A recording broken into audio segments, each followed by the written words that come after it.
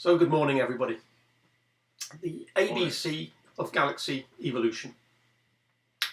So when we look at galaxies, when we look out into the universe, or even when we turn the pages of a magazine, or look at images on the internet from the Hubble Space Telescope, we see beautiful images of galaxies such as spiral galaxies and galaxies that appear to have weird and wonderful shapes. Some of them classic spirals, some of them looking very barred in the sense of spiral arms, but coming from a large bar through the centre of the galaxy. We see lots of different shapes, lots of different sizes, and the question is, where do all of these galaxies come from? So what I'm talking about this morning is the ABC. A stands for accretion. Galaxies were formed by matter that was created in the Big Bang, accumulating, if you like, under the influence of gravity. The B of the ABC is black holes, because supermassive black holes are at the centres of galaxies. Some of them are very active. Material is falling into those black holes and they're emitting a great deal of radiation. Some black holes are quiescent, like the one at the centre of our Milky Way, for instance. And finally, the C of the ABC stands for collisions. In other words, galaxies grow by colliding and merging with other galaxies over the course of their life, over many billions of years. So that's what we're going to be talking about this morning, the A, the B and the C. So where does the story start? Well, every story starts at the beginning, and in this case, it's the beginning of everything. In other words, the universe came into existence 13.8 billion years ago, and after a very small fraction of a second, the universe has expanded from essentially a point up to about the size of a golf ball. In other words, everything that we now see within our observable universe used to be a lot closer together. Everything that is now within our observable universe used to be within a few centimetres of each other. And this, what I like to think of as the cosmic golf ball, wasn't perfectly smooth. It had dimples, which is why I use this analogy of a golf ball, both for its size and for the fact that it's not perfectly smooth. Dimples in the golf ball represent variations in density and temperature of the early universe.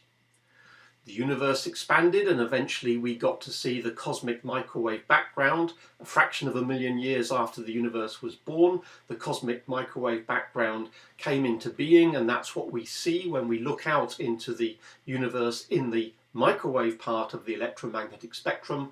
We see not a uniform distribution of microwaves, we see this mottling, this speckling, which is a result of the dimples in the golf ball. So we know there were variations in the early universe, and we see them imprinted, if you like, in the cosmic microwave background. But what we're interested in is how we go from that early universe to the universe we see today. How did we go from something very small and very hot that was expanding to something that looks like this, a universe essentially full of many trillions of galaxies? Well, the answer to that is we can only understand how we go from the early universe to where we are now through computer simulations. We can think about it and we can hypothesize as to what happened, but our understanding, you could argue, has developed massively over the last couple of decades thanks to the ability of computers to simulate what happens when gravity takes hold of the matter that was generated in the Big Bang. When gravity does its thing, how do we then end up with the universe that we see today? Prior to this century, computing power wasn't really up to the job of giving us a good handle on what was going on. But in the last 20 years or so, there have been lots of suites of simulations that have been written to help our understanding. And some of them are indicated here in this little montage. So some of these simulations go under the name of the Millennium simulations, or Eagle, or Aquarius, or Auriga. But for this particular talk, I'm going to choose just a small subset of those simulations, which are called the Illustris simulations, because they tell the story quite nicely, as far as I'm concerned, in picking out a few simulations and showing you how we get from A to B, how we get from the early universe to the universe we see today. So we start with a very simple idea of the universe starting as a very small volume. Dimples in the golf ball. Dimples, remember, are representing small variations in density and temperature. And over billions of years, those small variations, under the influence of gravity, ended up forming the galaxies. So let's have a look at the first simulation to see how that comes to be. We're starting not with the entire universe, we're just taking a small chunk of it. It might be many, many, many millions of light years across, but it's still only a small part of the whole observable universe. And it's almost uniform. There were very small variations, and we're now going to let gravity do its stuff within a computer simulation and watch what happens. And what happens is, as gravity starts to take hold, the denser parts become even denser, and we start to form these structures, these filaments, what you might call a cosmic web of filaments and voids start to come into existence. And it's purely the influence of gravity under what would be a relatively uniform mass, but with small variations in density. Gravity takes hold and starts to exaggerate those density variations, so we get small clumps becoming very dense and other areas becoming effectively voids where there's very little material. So these areas, these filaments that sort of produce these knots where we have the densest part of material forming under gravity, this is where the proto-galaxies are going to start to form. In effect, material flows through the filaments and starts to collect, if you like, in these regions which become overdense, these little regions that are coloured orangey in this particular picture, and that's where the galaxies are going to form. But it's not just a question of taking all of the material generated in the Big Bang, a shed load of hydrogen and other particles. It's not just a question of taking that and saying what happens when gravity does its stuff. Because if we want to produce realistic structures, realistic indications of what galaxies are going to end up looking like, we need to take into account not only the fact that gravity is trying to increase the density of these regions and collapsing these areas, but we have to take into account that once we get material of a particular density, once we start generating stars, then there will be processes that actually stop some of that collapse. When stars are born, they will live, they will die, and we could end up with black holes, we could end up with supernova. They are both going to produce outflowing of matter because of these stellar processes. So when we're thinking of galaxies being made, we have to bear in mind the detail, the astrophysical detail of how stars are born and how they live and how they die, because this outflowing matter from supernova, from black holes, can affect the way that matter collapses to form galaxies. So it is a very complex situation. It's not just a question of telling a computer, well, gravity works like this, go to it. You have to build in all these other processes if you want to build realistic galaxies within a computer, if you want to simulate galaxies that are a reasonable facsimile of the galaxies that we see around us. So if we were to take all of the galaxies that we can image, we can ask ourselves, well, what sort of galaxies do we have? Here's just a pastiche of 100 or so galaxies, and some of the more bluer spiral galaxies have been put over on the left-hand side, and some of the more redder, more elliptical, more amorphous, blobby type galaxies are put over on the right-hand side. It's not supposed to show any particular relationship, it's just to remind us that there are lots of different galaxies, different colours, different shapes, different structures, and ultimately we would like our simulations to be able to tell us why galaxies end up looking like this. So let's have a think about the first element of the ABC. Let's have a think about accretion. That galaxies form because matter accretes. Matter accumulates slowly over millions, if not billions of years to form the galaxies. Before we look at the accretion process itself, let's just have a quick look at how these simulations work. So the Illustrious project, which is the one I've chosen to illustrate this particular point, They are a set of simulations of galaxy formation that run effectively from just after the Big Bang all the way to the present day. If we want, we can run them beyond the present day, but what we're interested in is, can we start from the Big Bang and end up, after 13.8 billion years, can we end up with something that looks like our universe? We have to take a lot of things into account. Dark matter, for instance, I told you a little bit about dark matter last year. We have to include dark matter in the mix. It's not just the hydrogen that the Big Bang made. It made a shed load of dark matter as well. I've just said that we have to take into account how stars work. We have to take into account black holes and supernova. And we then let gravity tell us how matter is accreting. All of this has to be in the mix if we hope to get realistic results. The illustrious simulations ran for about 20 million CPU hours. CPU is just a central processing unit, computer if you wish. So it was done on a supercomputer over an extended period of time, roughly speaking, between the years 2013 and 2015. And during that time, the simulations ran, and the people that coded this looked at the results and thought, well, we can do a little better. We can add a few tweaks. We can introduce a little more physics to make it a little more realistic. So after 2015, they said, let's see if we can make a more sophisticated set of simulations. Did they call that Illustris version 2? No, they called it Illustris the Next Generation. That sounded more Star Trek-y.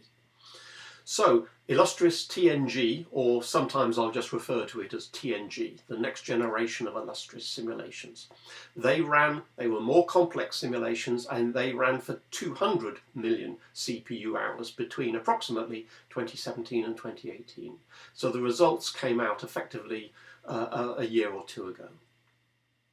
And they were run, the simulations were run on supercomputers, because if you wanted to run the simulations on an average desktop computer, you would have to run the program for perhaps 10, 20, 30,000 years in order to get meaningful results. So it makes more sense, of course, to run them on supercomputers where you can do the calculation in just a few months. So the TNG calculations were effectively 3 sets of simulations carried out on different spatial scales. Scales of 50 and 100 and 300 million parsecs or megaparsecs. And remember, a parsec is about 3 light years, so that means approximately 150, 300 and about 1,000 light years, 1,000 million light years. They carried out these simulations on different scales because the larger scale, the big box you can see on the right, that's trying to get a handle on what does the universe look like on the largest scales. Let's see what we can learn about the structures of these filaments and these voids and the cosmic web as a whole. But also we want to see what's going on in detail, where filaments join each other, where we get these little knots. That's where the galaxies are forming. If we want to see the detail, we need to do that on a smaller scale. So TNG 50 on a 50 megaparsec scale is looking in more detail at individual galaxies and galaxy clusters. And the 100, the intermediate one there, is done to make sure that everything joins together and we get the big picture. So just to remind you about the units we're using, 1 parsec is 3 and a bit light years. Of course, amateur astronomers prefer to use light years because that's perfectly sensible. We understand how far light travels in a year. And we know that stars within our Milky Way galaxy are separated by a few light years. Maybe it's 4 light years to our nearest neighbour, for instance. And so we can think about stellar distances in terms of light years quite sensibly.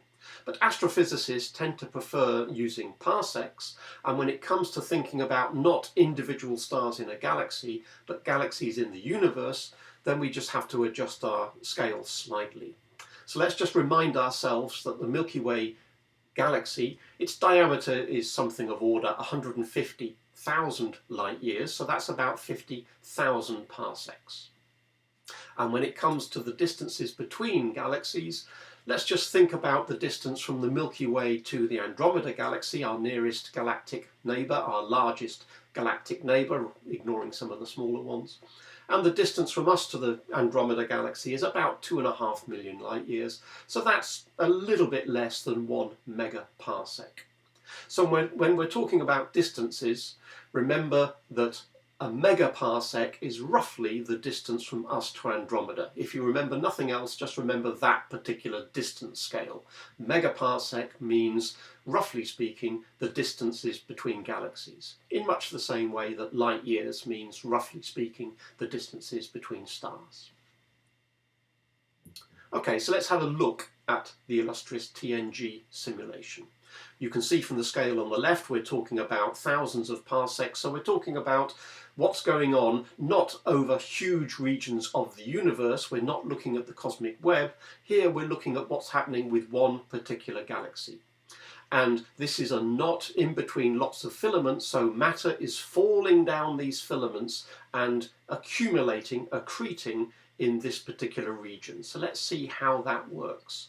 So we have matter covering quite a lot of this image, but we can see a lot of it is falling towards the center. Not all of it is staying there. Some parts of matter are moving away. It's quite a chaotic system.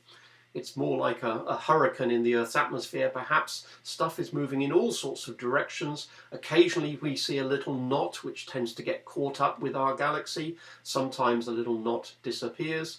But you can see that we're starting to pick up the sort of structures that we might recognize as a spiral galaxy.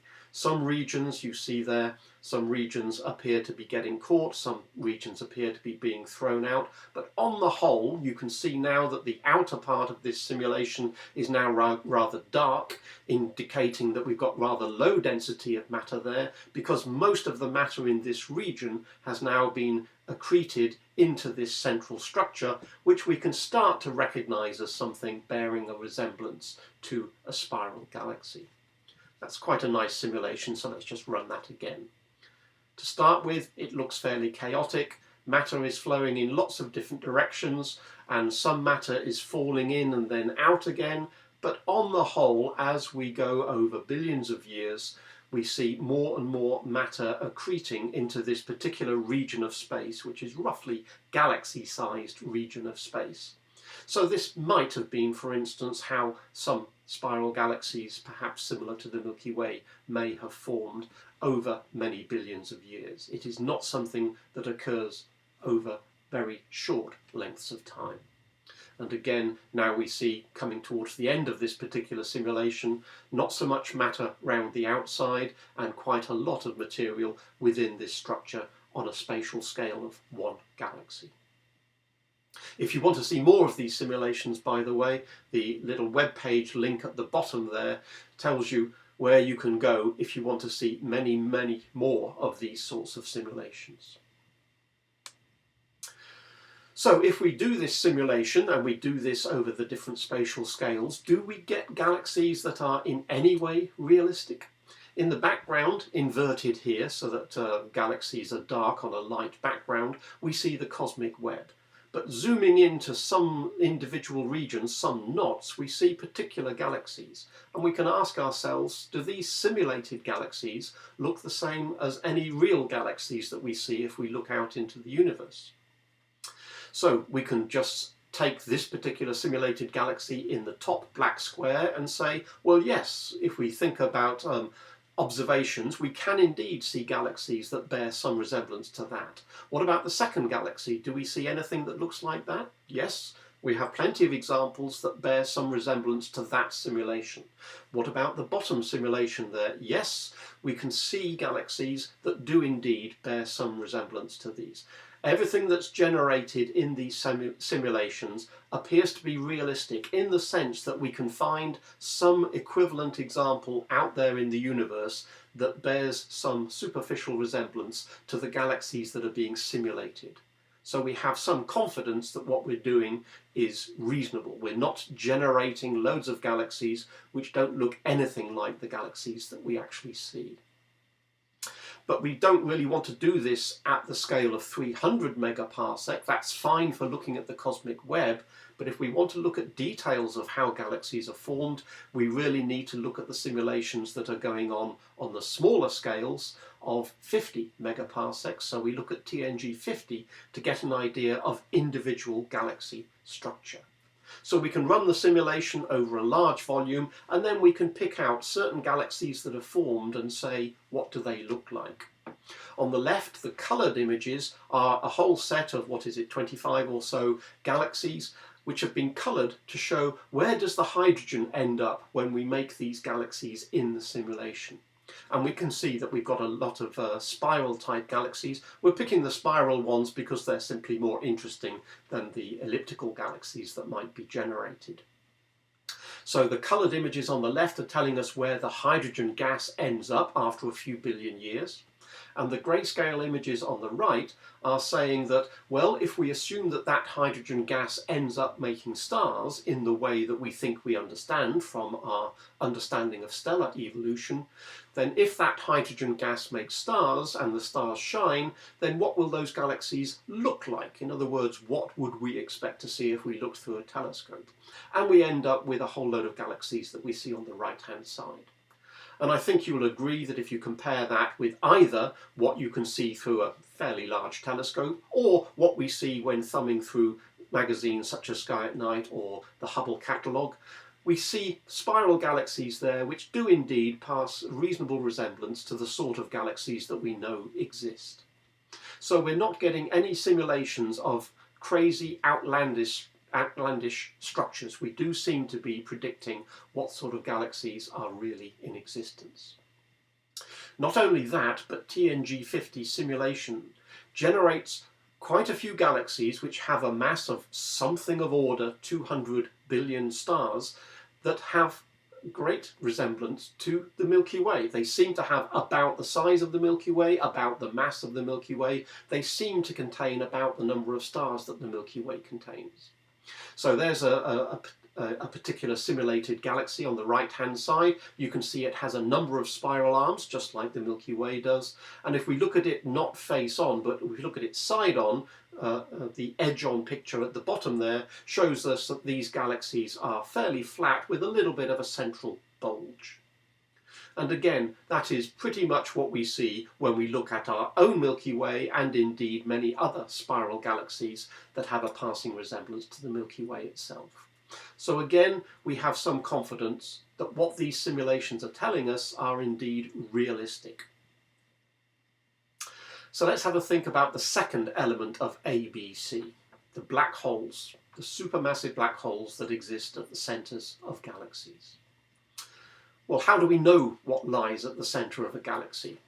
Well, essentially we can look at stars orbiting very close to the centre of the Milky Way, and we realise that there is something very massive but relatively small and invisible lurking there. In other words, the orbits of certain stars, if we watch these stars over a period of quite a few years, we see stars orbiting around something, but that something appears to be invisible, but must be very massive in order to keep these stars orbiting. Invisible but massive, the classic signature of a black hole. So this work that's been carried out over some 10 or 15 years, looking at the orbits of various stars that all seem to be orbiting the same object, but that single object, which obviously can't be very large, otherwise these stars would be crashing into it. Just to give you an idea of scale, just in the bottom right here, we have an indication of the size of our solar system. Our solar system is this small circle here, and this is the orbit of Sedna, which is a very odd object which goes out a great deal of distance from all of the other planets, including Pluto, which is just this small circle right here. So you can see that the stars are orbiting on very large scales, but the object that must be keeping them in their orbit must be very small. And we can calculate, using the known laws of motion of how objects orbit each other, we can calculate what the mass of that object must be, and it turns out to be 4 million solar masses. That symbol on the right there, capital M, circle dot, that is just shorthand for the mass of our sun. There's nothing particularly interesting about the mass of our sun. It's simply a convenient unit to use rather than talk about kilograms, which gets a bit silly when you're dealing with large masses.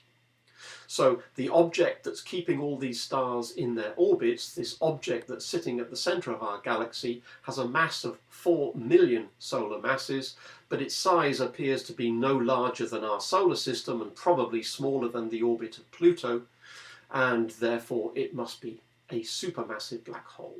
We put the label supermassive there simply to indicate that it's bigger than the sort of black holes that we see when a star comes to the end of its life, which might have a mass of order 1 or 2 or a few solar masses. So there's plenty of evidence that at the centre of our Milky Way galaxy there is a massive small object which we interpret as a supermassive black hole. And the more we look at other galaxies, the more we realise, by again watching how the stars move, that it appears that there are supermassive black holes at the heart of many, possibly even every galaxy. So this is a picture of our Milky Way seen from the inside, but if we just imagine for the moment this is just a picture of our Milky Way seen edge on, sitting at the centre where we can't really see it in this image is a supermassive black hole with a mass of 4 million solar masses. Material we assume is not falling into this black hole, because if it was, this area of the Milky Way would be very bright. But we don't seem to see a great deal of energy coming out of that region, a great deal of radiation, so presumably material is not falling into the black hole. We say the black hole is not feeding at the moment. But if we look at other galaxies, so for instance Centaurus A, by working out how the stars are moving and looking at the amount of energy coming out of this galaxy, we deduce that the centre of this galaxy has a supermassive black hole with a mass of 100 million solar masses, considerably larger than the black hole in the centre of the Milky Way. And this particular galaxy, we think material is falling into this black hole, which is producing radiation, which is producing these jets that are coming out in the top left and bottom right, and that's the supermassive black hole is the central engine, is the powerhouse, if you like, that's producing those odd-looking jets. So how does that happen? Well, if material falls into a black hole, for instance, if a star gets too close to a black hole, the star could be ripped apart and the material of the star is trying to go down the plug hole, as it were. But just like water can't all go down the plug hole at the same time, matter that's trying to fall into the black hole can't all go down at the same time. The matter ends up in this so-called accretion disk circulating around the black hole. And that disk gets so hot because of all of the matter jostling for position trying to get into the black hole, that matter gets so hot it can produce a great deal of radiation. In fact, a very large amount of the matter that's falling into the black hole might be converted into radiation. 10%, 20%, 30% of the matter might not make it into the black hole, but gets converted through E equals mc squared into radiation. That is a relatively efficient process. It's much more efficient, for instance, than our sun fusing hydrogen into helium to produce the energy that keeps the solar system warm. This process is very much more efficient. And one of the oddities about black holes is that some of them seem to have these jets of material that are coming out perpendicular to the accretion disk. It's assumed that some magnetic fields are actually directing these jets in these directions, but that's still an ongoing area of research to try and understand the dynamics of what's going on in the vicinity of a black hole. But the bottom line is, if material is falling in, then energy comes out. And we see that in some black holes. For instance, this is M87, which appears to have a jet coming out of it. You can see the jet just coming out at, 5 o'clock or so. Why is that one jet? Wouldn't you expect two? If you have a black hole at the centre of this galaxy, you might expect to get jets coming out in opposite directions. But perhaps if one of them is coming towards you, the blue one, and one of them is going away from you, the red one, well, it just so happens that when a jet is coming partly towards us, it actually looks quite bright, and the jet that's coming away from us doesn't look so visible, so it's quite possible that there are two jets, it's just that one is very much brighter than the other, and so we tend to see just one jet coming out of some galaxies. If we look at a picture with the Hubble Space Telescope, we can see that jet in a little more detail. The galaxy itself is the large amorphous blob. In the top left we see a very, very bright central region, but a relatively diffuse area for the rest of the galaxy. M87 is an elliptical galaxy, unlike the Milky Way, which is a spiral galaxy. But if we want to see more detail at what's going on right at the heart, what is the powerhouse that's producing a jet like that, we need a very large telescope, and a single telescope isn't enough. So a little while ago, people hooked up the output from different telescopes around the world and stared at the centre of the Milky Way and the centre of M87 and produced this picture of the accretion disk around the black hole in M87, which is thought to have a supermassive black hole of mass 6.5 billion solar masses, so again very much larger than the black holes we've seen up to this point. So we're looking at an accretion disk which is glowing because matter is trying to fall into the black hole, the matter is getting very hot and radiation is being produced, and there's a shadow region in the middle there, in the middle of this donut, because light that's trying to get to us from the accretion disk is being distorted by the very strong gravity of the black hole. We can get an idea of what we're actually looking at in this little model of what we think we're looking at. The accretion disk, which would just look like a pancake if we saw it from above, but if we see it from the side, from the edge, it looks very different. Here's the underneath, and then we swing by. You can imagine that this ought to look like Saturn's rings. An accretion disk, like a galaxy itself, should be relatively thin and roughly circular. But this looks very odd, and it's simply because of the distortion produced by the very strong gravity of the black hole at the centre there. The more distant part of the ring, the far edge as it were, we can see the top of it and we can see the bottom of it at the same time because the light is being distorted as it tries to get past the black hole. So there's a sort of shadow region in the middle where light can't reach us because the light is getting distorted, the light rays are being bent by the very strong gravity of the black hole. We can see just how energetic some black holes can be if we look at particular examples. For instance, Hercules A, that's the galaxy in the centre there, a relatively amorphous, again a bit like M87, an elliptical galaxy that doesn't seem to have any particular structure. The centre is a little bit brighter than the outer parts of the galaxy. Just to give us an idea of scale, there happens to be a small spiral galaxy that seems to be within our line of sight of Hercules A.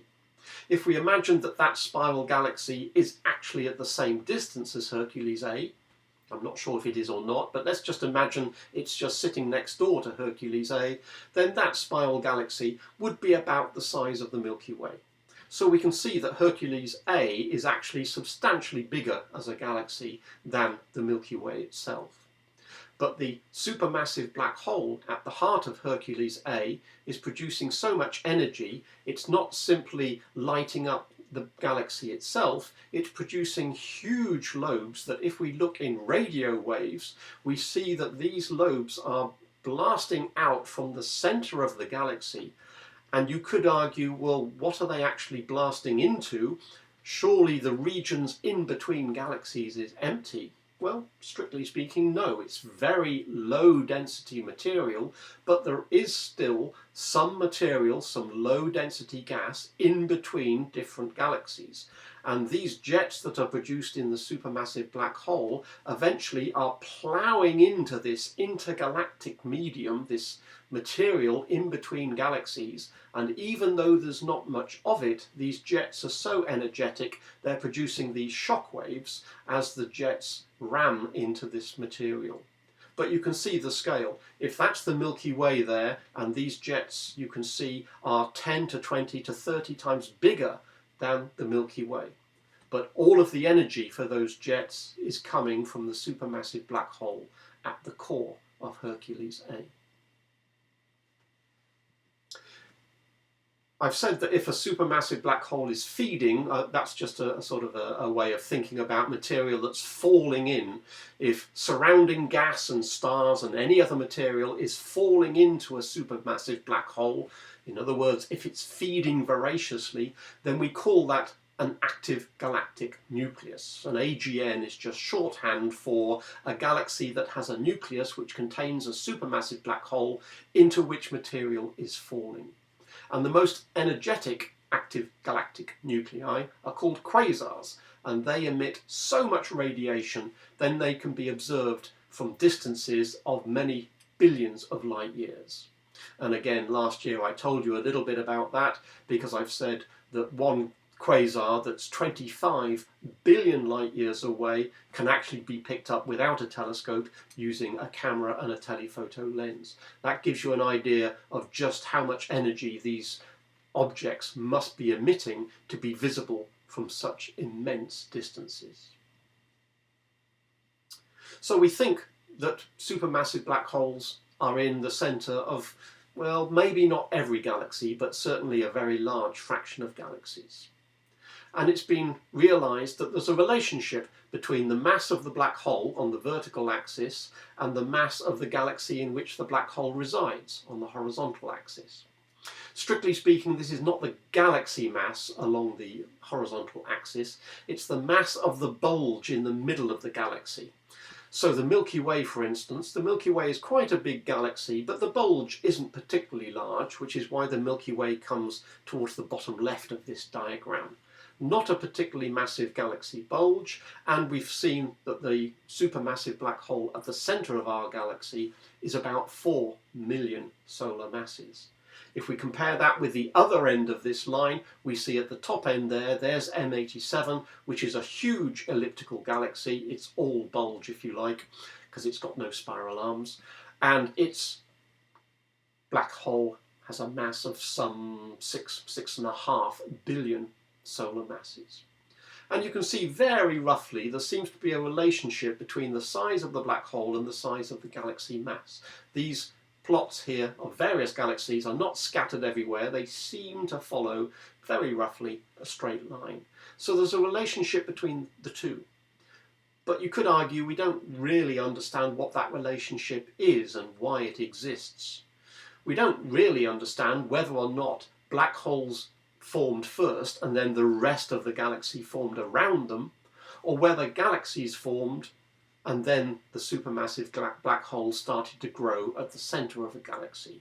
Maybe they grew hand in hand, maybe one came first, but it's a little bit chicken and egg. We don't really understand those details, and that's one of the reasons that people are doing these sorts of simulations, to try and get a better handle on which is the model that best indicates the sort of structures that we see in the universe. That'll give us some better idea of how these supermassive black holes were made in the first place. So we've looked at accretion, of how galaxies form. We've thought about what's going on in the centre of galaxies. Now let's look at the C of the ABC, collisions. Galaxies grow by collisions and colliding and merging with other galaxies. If we look at a picture like this, a beautiful spiral galaxy seen face on, this sort of picture that looks rather serene, it can give the false impression that the structure is effectively static. Yes, we know that galaxies are rotating, and you could argue that if we look at this galaxy, and if we take a snapshot now, and then we come back in 200 million years, maybe it'll look exactly the same, having carried out one rotation.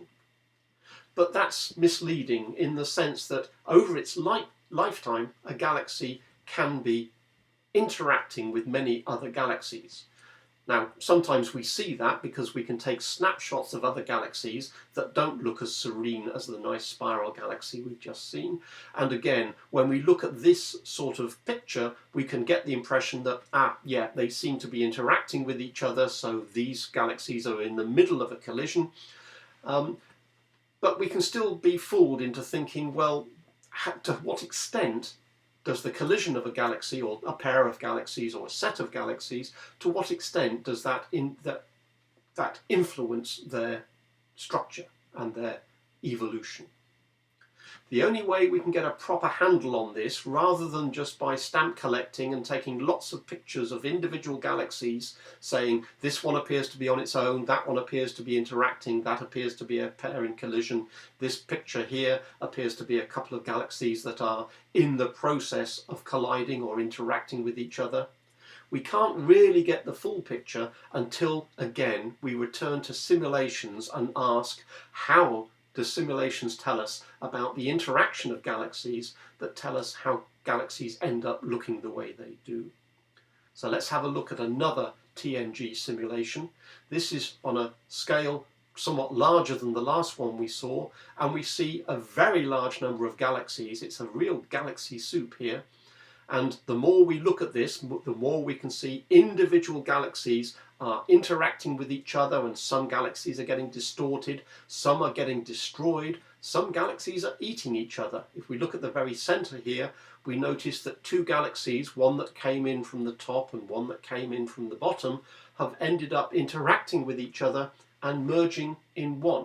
Let's just watch that again. So watch here, this galaxy in the center. It's made of two pieces, one which comes in from the top and one which comes in from the bottom. So let's just watch that again. Large numbers of galaxies, some large, some small, and we have a fairly large galaxy coming in from the top, another galaxy coming in from the bottom.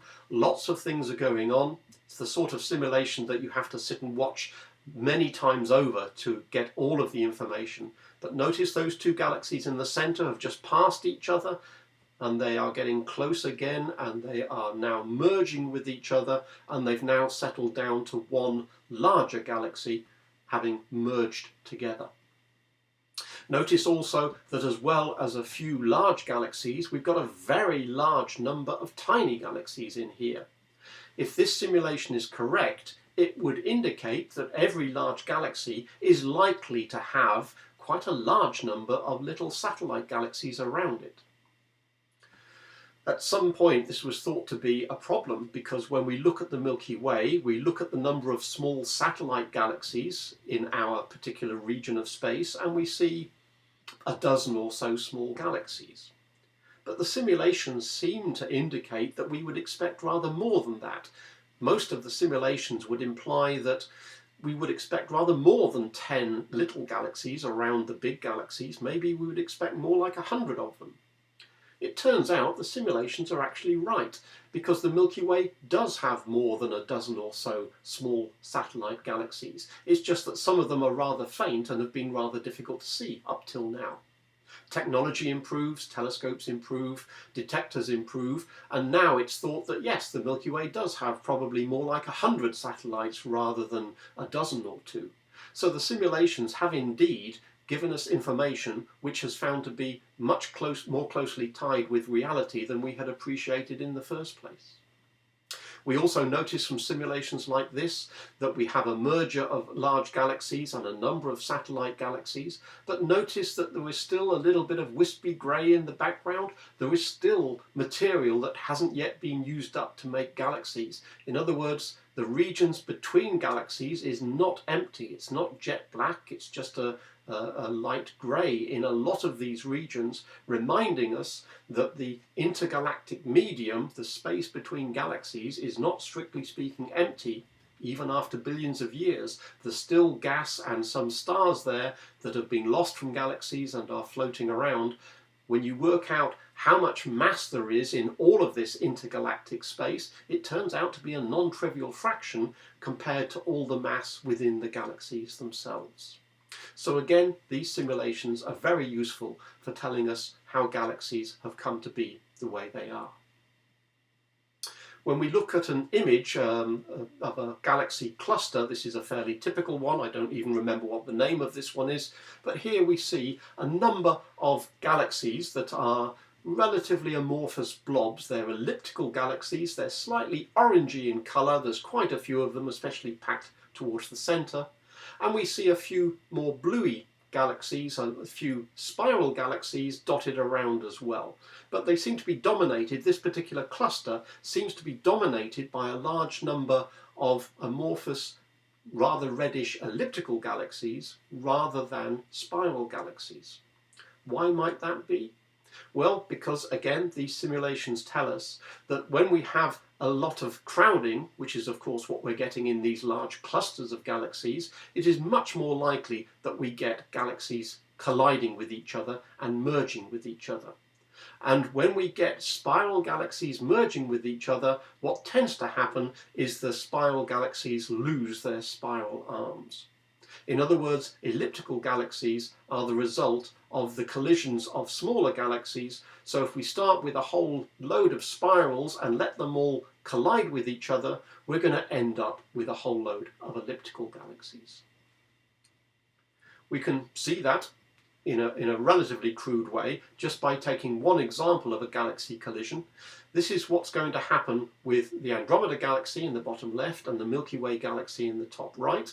Also in this particular trio is the Triangulum galaxy M33, but it looks like Andromeda and the Milky Way are going to collide with each other in a few billion years' time. The Triangulum galaxy is just a spectator. Let's just watch what happens. We know that the Milky Way and the Andromeda galaxy are spiral galaxies, and in a few billion years, nothing much after 3 billion years, nothing much after 3.5 billion years, but after about 4 billion years, the galaxies start to pass through each other.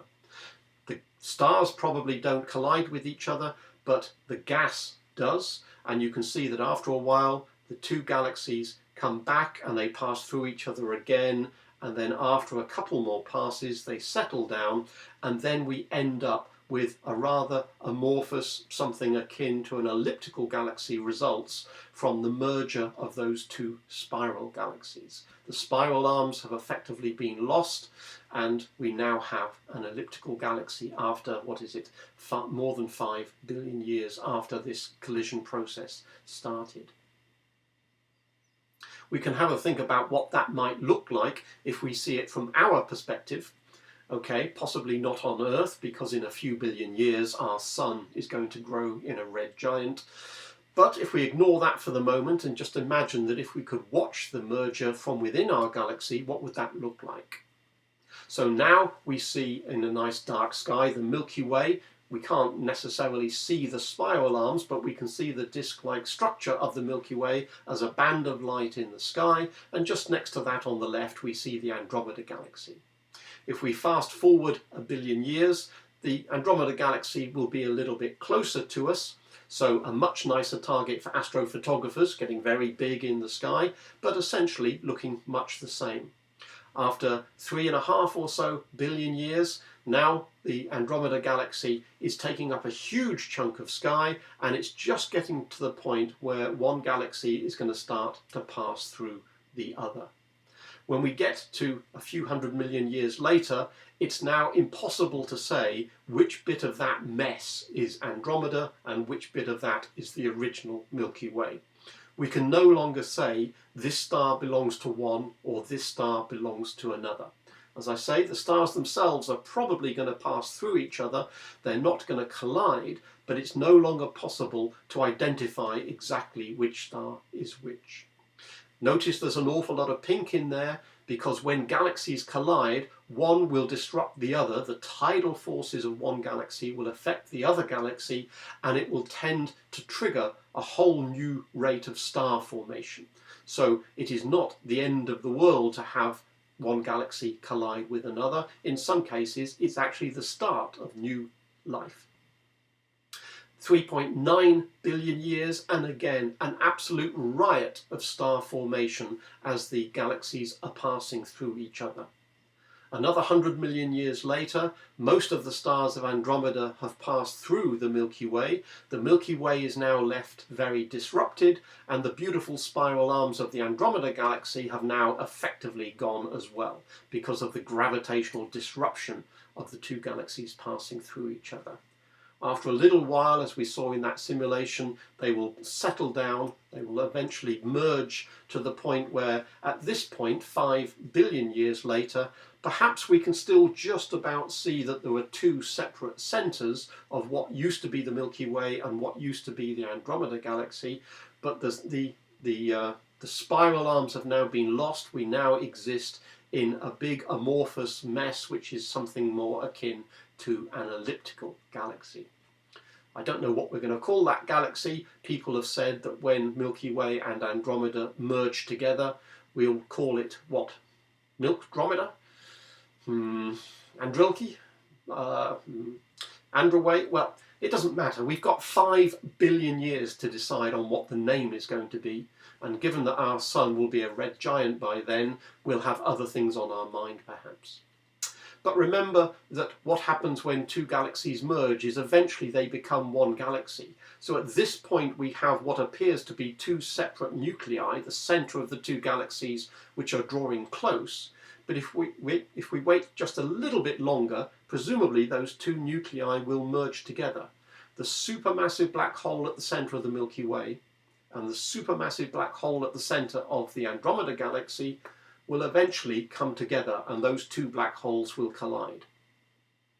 And it is hypothesized that at that point the new black hole that is generated will be taking material, gas and dust and stars will be falling into this new black hole at an enormous rate, and so this particular combination galaxy, this new merged galaxy, could turn into a quasar. Because a quasar, remember, is a very energetic active galactic nucleus which is generating a lot of energy because a lot of material is falling into the black hole. And when galaxies collide and merge, it is thought that that could easily trigger a new quasar. That would be bad news in terms of the amount of radiation that would be generated. Remember, quasars could be visible from distances over on the other side of the observable universe. So having one on your doorstep is not a good idea, but remember, we've got other fish to fry because our sun will no longer be providing us with a nice stable solar system. So that's an interesting thought, that one day maybe we'll have a quasar on our doorstep. So I've been telling you about the ABC of galaxy evolution. Galaxies are formed because of the A for accretion. At the centre of every black hole, at the centre of every galaxy, we think there is a black hole. And galaxies grow because of C for collisions and mergers of individual galaxies. So next time you either are looking at a galaxy through a telescope or you're skimming through beautiful images of galaxies through the Hubble catalogue or through magazines, you'll remember the ABC telling you how galaxies came to form and how they grow and how they evolve. Thank you all for listening.